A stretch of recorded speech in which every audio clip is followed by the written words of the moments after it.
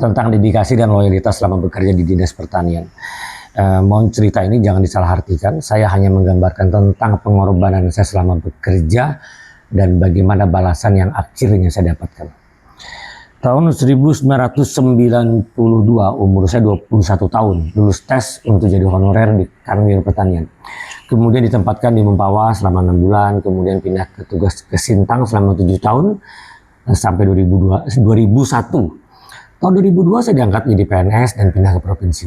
Masa kerja saya sejak honor hingga saya diberhentikan dengan tidak hormat itu 25 tahun masa kerja saya. Selama saya menjadi seorang staf atau anak buah, semua atasan atau pimpinan saya, bahkan seluruh keluarga mereka, hubungannya sangat baik. Saya yakin mereka pasti mengenang baik tentang dedikasi, loyalitas, dan kejujuran serta intelektual dan jasa saya. Kecuali satu orang itu. Saya ceritakan sedikit saja. Pertama, selama saya bekerja saya telah benar-benar jaga nama baik Dinas Pertanian dari semua bentuk yang mengganggu. Semampunya saya bertahan dan berjuang sendiri dengan semua pengorbanan yang tidak diketahui orang lain. Faktanya, saat itu dari tikus sampai harimau saya jadikan teman, sehingga tidak ada orang yang bisa meremehkan Dinas Pertanian. Fakta kedua, saya benar-benar merasa memiliki dedikasi, terkadang bekerja tanpa batas waktu. Silahkan ditanya mulai dari pimpinan saya almarhum Bapak Akadir Amri Sintang, almarhum Sofyan Suri, almarhum Pak Arsal, sampai kepala BPSB, serta orang yang satu itu. Jika saya tiba-tiba tidak masuk kantor tanpa berita, mereka pasti akan mencari di seluruh rumah sakit dan mereka semua tahu pasti saya ada di rumah sakit dan lagi opname. Terbaring sendiri karena sakit tipes sampai sakit hepatitis. Saking capeknya saya kerja. Yang ketiga, sebagai anak buah saya tidak pernah menuntut meminta jabatan. Baik itu menjilat, ketemu pejabat, ketemu BKD, ketemu tim sukses. Apalagi dengan menyogok di meja jabatan, tidak pernah. Silahkan ditanya sama Bapak mantan Kepala BPSB. Karena beliau saksi yang masih ada. Berkali-kali beliau meminta biodata saya. Karena saya tahu itu untuk promosi jabatan, tidak pernah saya serahkan, bahkan saya koyak, saya buang. Karena apa? Saya kerja tidak butuh jabatan. Saya merasa punya segalanya, saya punya banyak ilmu, saya mampu bekerja, saya menguasai hampir semua sisi teknologi, dari rekayasa genetik, konstruksi, arus listrik kuat, arus listrik lemah, kimia, matematika, bahasa Inggris, menyadap telepon seluler, sampai membuat bom TNT, trinitotoluena. Saya mampu. Dan sifat saya mudah bergaul, saya tidak punya musuh sama sekali. Sehingga tidak susah bagi saya untuk cari uang. Bahkan di tahun 2010, kalau saya mau mengangguk saja, saya sudah jadi kepala dinas di suatu kabupaten. Saat itu. Tapi saya tolak. Silakan tanya saja ke Pak Firmansyah atau Pak Boy jika ada yang masih kenal. Keempat, saya bekerja tidak pernah pamrih, apalagi mengeluh. Belum pernah, termasuk perintah yang tak masuk akal sekalipun. Jika pengorbanannya dalam bentuk uang, tidak pernah saya minta ganti rugi. Jika saya sanggup dan ikhlas, saya jalani, saya laksanakan. Bahkan para kepala bidang, kepala UPT, PPK saat itu, banyak yang tidak tahu tentang hasil pemeriksaan audit negara yang sesungguhnya. Akibat apa yang dilakukan telah berisiko merugikan negara.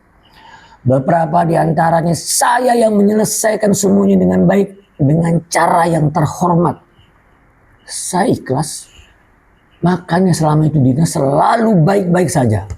Saya tidak pernah punya pikiran masa bodoh. Walau itu bukan tanggung jawab saya.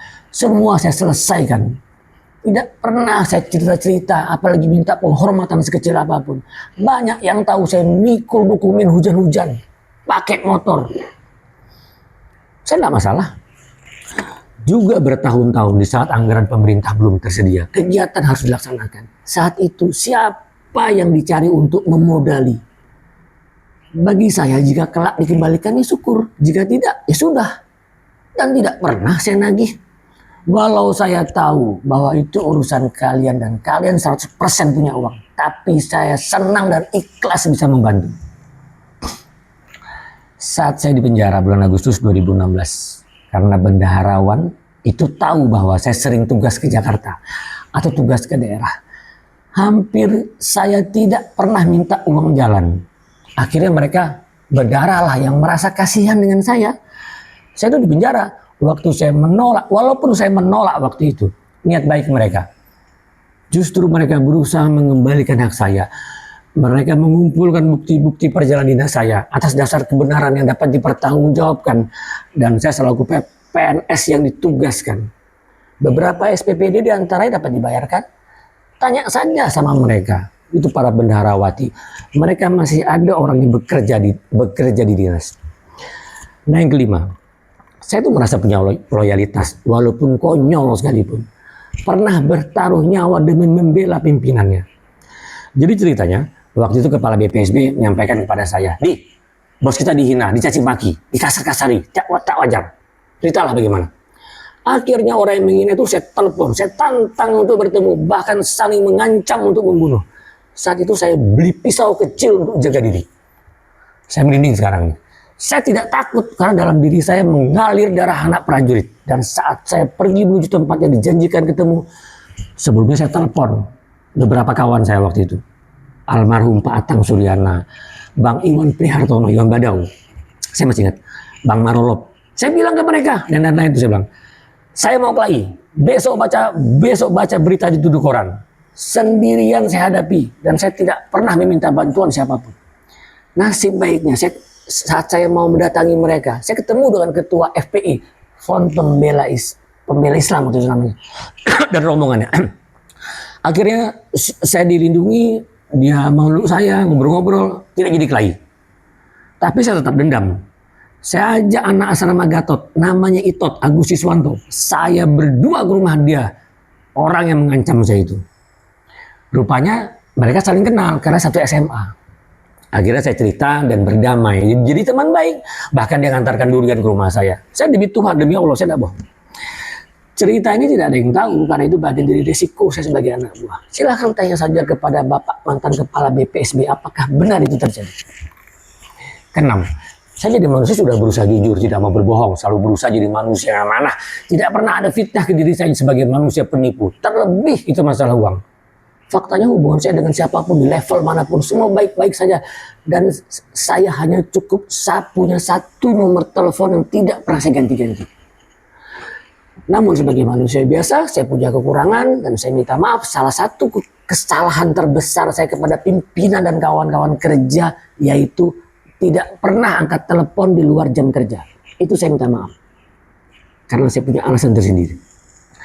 Itu baru sedikit dari 6 penggal cerita. Artinya saya sudah berusaha jadi anak buah, teman kerja yang baik, termasuk loyalitas untuk pimpinan saya. Itu menurut saya ya. Tentunya tidak akan sama pendapat untuk semua orang lain. Hal ini saya ceritakan karena ada kaitannya dengan video saya yang ke-30. Yang selanjutnya tentang manusia berhati jahat itu justru orang yang dekat dengan saya. Oke?